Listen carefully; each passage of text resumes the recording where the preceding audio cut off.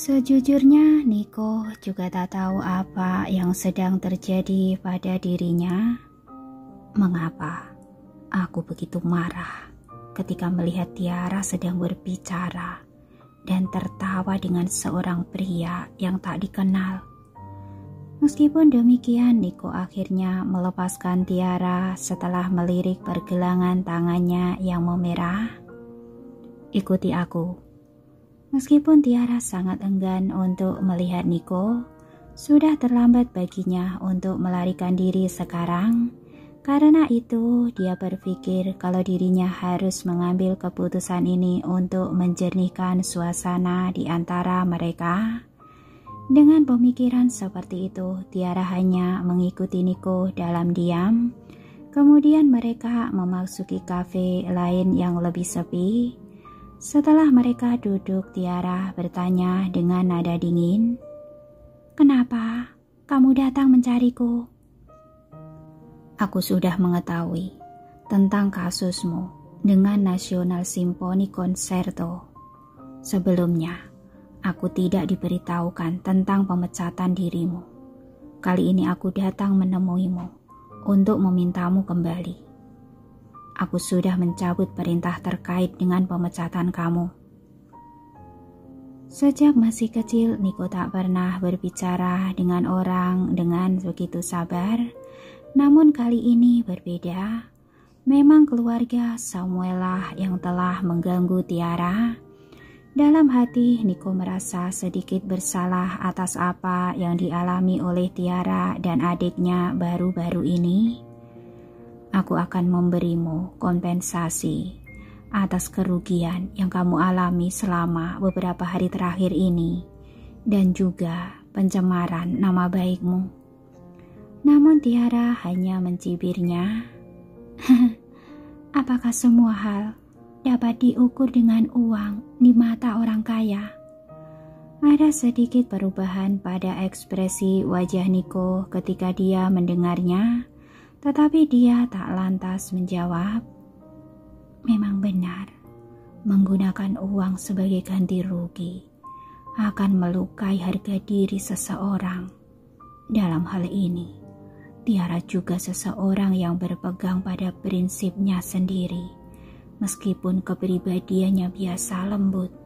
Ditambah lagi, grup Samuel memang sudah bertindak terlalu jauh dalam hal ini. Rasa kebenciannya memang wajar. Aku juga dengan tulus ingin mengundangnya kembali masuk ke dalam orkestra. Sementara itu, Tiara juga agak dapat memahami Niko. Biasanya, dia akan membiarkan asistennya menangani hal seperti ini. Namun hari ini, saat dia datang untuk menemuiku, secara langsung juga menjelaskan pendiriannya. Memikirkan hal itu, nada suara Tiara jadi sedikit melunak. "Biarkan aku berterus terang padamu, Pak Niko. Aku memiliki pandangan sendiri tentang apakah aku akan tetap tinggal ataupun pergi. Namun, aku tak akan kembali ke National Symphony Concerto untuk saat ini. Terima kasih telah datang kepadaku secara pribadi dan membiarkan National Symphony Concerto untuk menerimaku lagi. Tapi, kupikir kita harus menjaga jarak." Tiara berhenti sejenak, kemudian dia melengkungkan sudut bibirnya. "Lagi pula, itu adalah yang terbaik untuk kamu, aku, dan Gary. Terima kasih Pak Niko karena telah menghargaiku. Tapi kita pada akhirnya adalah dua orang yang sangat berbeda. Ngomong-ngomong, Pak Niko, ada satu hal lagi. Adikku dan aku hanyalah orang biasa dan keluarga Samuel benar-benar di luar jangkauan kami. Jadi, aku sangat berharap kalau keluargamu bisa berhenti untuk mengincar kami. Terima kasih." Setelah Tiara selesai mengatakannya, dia merasakan sakit hati untuk sementara waktu. Dia tak ingin terus tinggal di kafe itu, jadi dia segera berdiri dan pergi meninggalkan Niko. Kali ini, aku takut kalau kita tak akan pernah bisa bertemu lagi setelah aku pergi. Selain itu, aku juga tak mungkin lagi melihat Gary dan tak bisa mendengarkannya memanggilku Nona Tiara dengan manis ke depannya. Ada perasaan perih di hati Tiara, tapi ini juga pilihan yang terbaik. Setidaknya itu bisa memberikan kehidupan yang normal untukku dan Pandu. Biarkanlah dua orang yang seharusnya tak pernah bertemu akhirnya kembali ke kehidupan masing-masing. Sejak Tiara mulai berbicara, Niko tak pernah mengelaknya. Dia juga tidak membujuknya untuk tetap tinggal ketika melihatnya pergi. Hanya saja ekspresi wajah Niko sudah berubah menjadi tak sedap dipandang. Sejak dia menjelaskan semuanya pada Niko, Tiara benar-benar memutuskan semua hubungannya dengan keluarga Samuel untuk selang waktu berikutnya. Adapun Niko dan Gary, mereka tak pernah menghubunginya lagi. Keduanya memiliki pemahaman pribadi yang berlebihan dan tak satu pun dari mereka yang berbicara tentang percakapan di hari itu, seolah-olah tak pernah terjadi apa-apa. Oleh karena itu, perusahaan Pandu tetap menjalin hubungan kerjasama yang baik dengan grup Samuel. Sesekali Pandu akan kembali dan menceritakan kemajuan proyeknya dengan grup Samuel. Namun Tiara hanya tersenyum dan tak banyak berkomentar. Dia hanya sesekali meminta Pandu untuk fokus pada pekerjaannya. Namun Tiara masih memiliki sikap yang sama saat pertama dan kedua kalinya Pandu menyebutkan proyek kerja sama itu. Dia tampak tidak tertarik sedikit pun pada semua hal. Oleh karena itu, Pandu jadi agak bingung. Tiara, apa yang sudah terjadi padamu belakangan ini? Apa? Aku baik-baik saja. Kenapa kamu bertanya? Tiara pun menjawabnya sambil tersenyum. Ketika melihat wajah Tiara yang tersenyum, Pandu malah menjadi lebih khawatir. Aku hanya berpikir, kalau kamu tak terlihat begitu bahagia akhir-akhir ini, kau memang tersenyum, tapi... Dasar bodoh, aku sungguh baik-baik saja. Tiara pun tertawa dengan terbahak-bahak, masih merasa khawatir. Pandu berkata lagi, Tiara, kenapa kamu tidak pergi belajar ke luar negeri saja? Sekalian kamu juga dapat beristirahat. Kamu tak perlu khawatir tentang uang. Lakukan saja sesukamu. Jangan khawatirkan aku. Sekarang aku sudah dewasa. Malahan aku bisa melindungimu. Belajar di luar negeri, itu selalu menjadi keinginanku untuk belajar di luar negeri. Bahkan aku bisa mendapat kesempatan itu ketika aku masih kuliah. Namun rencana itu ditunda karena aku harus mengurus Pandu saat itu. Aku selalu menyesal membiarkan kesempatan itu berlalu begitu saja. Tapi sekarang setelah Pandu menyebutkannya, tiba-tiba aku jadi sedikit ragu. Pertama, perusahaan Pandu baru saja didirikan dan dia sangat sibuk setiap hari. Jika aku pergi, maka aku tak akan tahu bagaimana dia akan menyiksa tubuhnya. Aku khawatir untuk meninggalkannya sendirian di kota Metro Jaya. Kedua, aku agak enggan untuk beberapa alasan yang belum diketahui. Untuk sesaat Tiara terdiam. Itu bukanlah masalah yang mendesak, jadi aku akan memikirkannya lagi. Tentu saja, Tiara, kapanpun kamu ingin pergi, langsung beritahu aku. Aku yang akan mengatur semuanya untukmu. Melihat Tiara tidak mau pergi sekarang, Pandu pun tak terlalu memaksanya. Sebaliknya dia hanya menuruti pendapatnya. Baiklah, kamu memang sudah sukses sekarang. Aku akan memberitahumu ketika aku ingin pergi. Tiara pun tersenyum. Kebetulan aku sudah menyelesaikan pekerjaan dan tugasku untuk hari ini. Mengapa aku tidak menonton TV denganmu sebentar? Saran Pandu. Baru-baru ini Pandu sangat sibuk dengan urusan kantornya. Selain itu, dia juga sibuk menangani tugas kerjasama dengan grup Samuel. Jadi dia hampir tidak punya waktu untuk menemani Tiara. Setelah memikirkannya, aku mungkin juga yang menjadi alasan mengapa Tiara dalam suasana hati yang buruk. Lagi pula, dia tak punya pekerjaan saat ini. Mau tak mau, dia akan dilanda kebosanan karena ditinggal sendirian di rumah. Sementara itu Tiara juga tahu apa yang dipikirkan oleh adiknya. Karena itu dia pun tak bisa menahan tawanya. Meski begitu, memang benar bahwa mereka berdua tak banyak mengobrol akhir-akhir ini. Melihat Pandu yang akhirnya bisa beristirahat sejenak, Tiara berpikir kalau itu juga sangat menyesakan Pandu jika dia tak memiliki hiburan untuk melepas lelah. Oleh karena itu, Tiara segera mengangguk. Setelah menyalakan TV, mereka melihat sudah waktunya untuk berita hiburan. Yang terlihat adalah foto profil samping Niko, disusul dengan foto seorang wanita yang tak dikenal dengan wajah lembut dan berdiam. Kedua foto itu sudah ditampilkan berdampingan. Dengan senyum yang profesional, pembawa acara mulai mengumumkan, "Sekarang saatnya untuk beberapa berita hiburan." Baru-baru ini telah dilaporkan berita dari internet yang menyebutkan bahwa hubungan antara Niko Samuel, Presiden Grup Samuel, dan putri keluarga Bahtiar, Reina Bahtiar, telah diresmikan.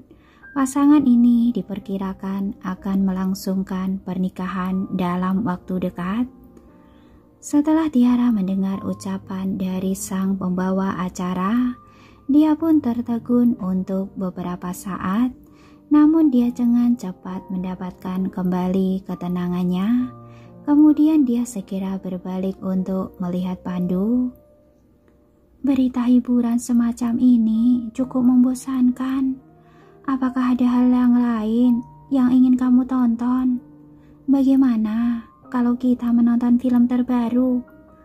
Dalam keadaan linglung, Pandu pun mengangguk dan berkata dengan tak sadar, "Terserahmu saja, Tiara." Pandu masih sedikit terpana, bahkan setelah beberapa saat. "Saya rasa penglihatanku masih normal dan telingaku juga tak tuli sekarang.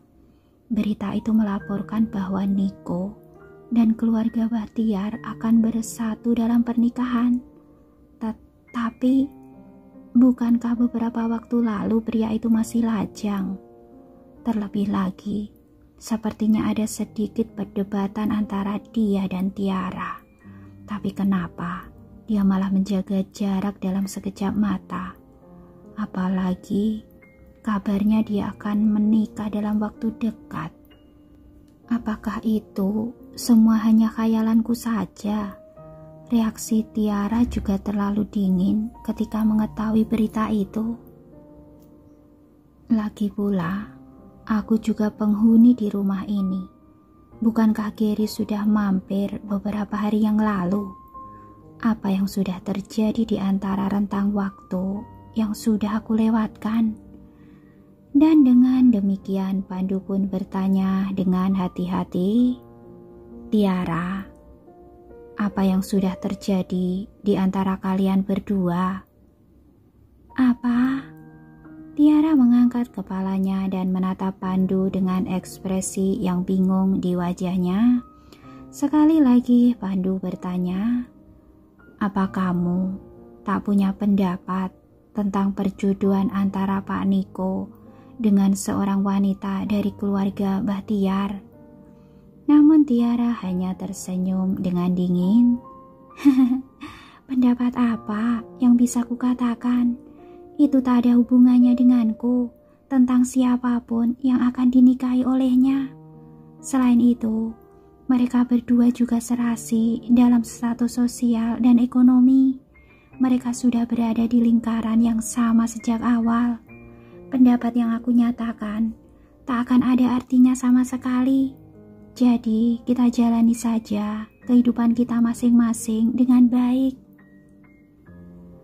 Cukup, jangan terlalu mencampuri urusan orang lain. Bukankah kamu bilang kamu ingin menonton TV denganku? Bagaimana dengan film ini? Tiara memilih sebuah film dan berbalik untuk bertanya pada Pandu. Karena Tiara sudah mengatakannya, Pandu secara alami memilih untuk mendengarkan ucapannya tanpa mengeluh. Jadi dia pun segera mengangguk. Oke. Di perumahan berlian, Niko masih tak menyadari bahwa dia telah bertunangan secara sepihak. Setelah bekerja, dia langsung pulang ke rumah. Begitu memasuki rumah, dia melihat Gary yang tampak sedikit sedih sedang duduk di sofa. Ketika Andi mengetahui bahwa Niko sudah pulang, dia segera melangkah maju dan memohon, "Pak Niko, Gary telah mengetahuinya. Dia sedang membuat merajuk sekarang. Tolong cepat temui dan hibur dia." Niko sedikit bingung. Apa yang sudah diketahui olehnya? Untuk sesaat Andi tidak tahu bagaimana menjawab pertanyaan Niko. Agak sulit bagiku untuk memahami pikiran Pak Niko. Ini jelas urusannya, tapi kenapa aku merasa dia juga tidak menyadarinya? Pada saat itu Gary turun dari sofa dan menatap Niko dengan sedih. "Papa, apakah karena wanita lain ingin menikah dengan keluarga kita, Nona Tiara jadi melarikan diri?" Ada apa dengan topik pernikahan ini? Selain itu, apa hubungannya hal ini dengan Tiara? Oleh karena itu, Gary menyerahkan telepon pada Niko. "Papa, lihatlah sendiri. Aku tidak menginginkan orang lain. Tak ada yang bisa menggantikan Nona Tiara yang kucintai." Setelah Niko melihat Taufik yang sedang tren di topik pencarian, dia tak bisa menahan diri selain segera mengerutkan keningnya. Di sana ada foto Niko saat terakhir kali dia mengantar Reina pulang. Wanita di foto itu tampak tersenyum dan menatap orang yang ada di dalam mobil dengan ekspresi bahagia di wajahnya. Hanya sekilas dan orang-orang yang bisa merasakan bahwa ada semacam arti yang tak jelas di antara keduanya. Kakek benar-benar melakukan dengan trik licik seperti itu.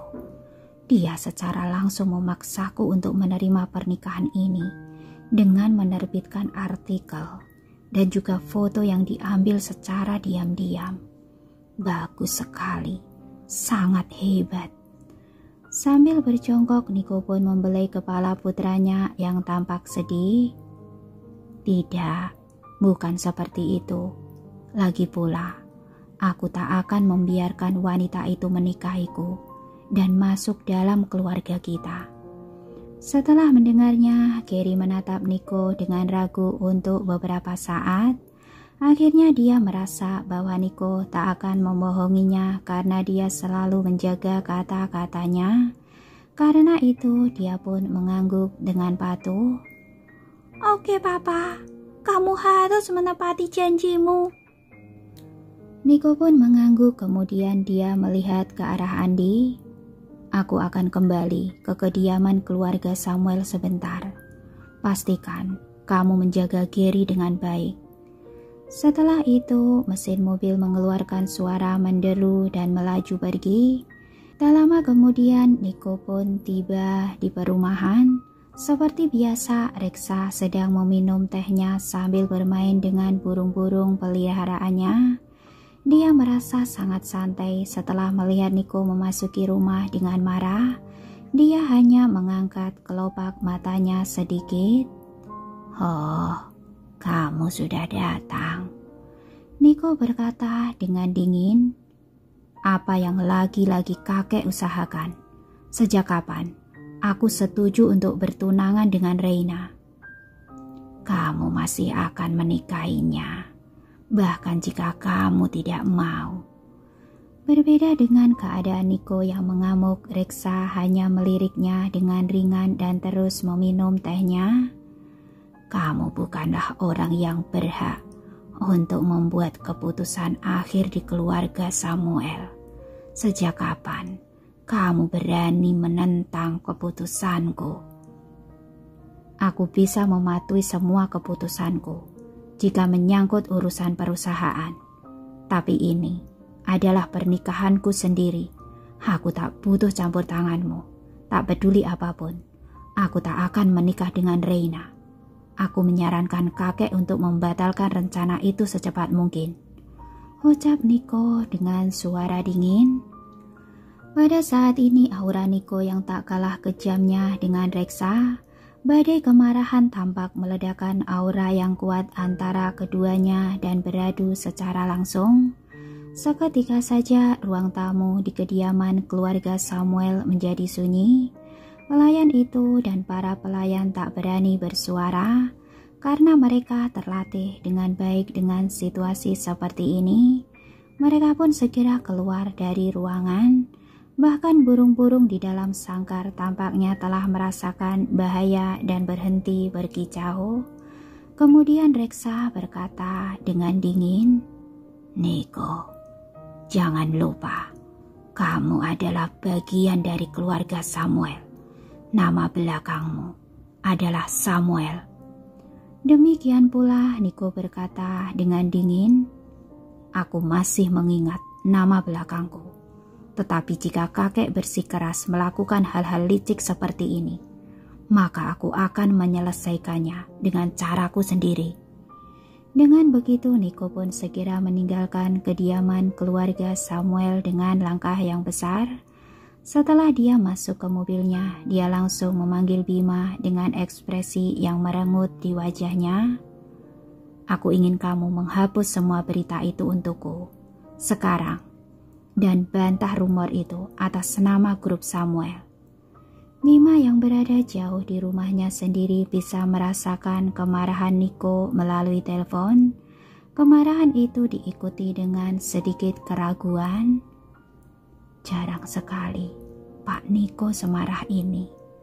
Karena itu Bima tak berani menunda lagi. Dia pun menanggapi perintah itu dengan cepat. "Siap, laksanakan Pak Niko."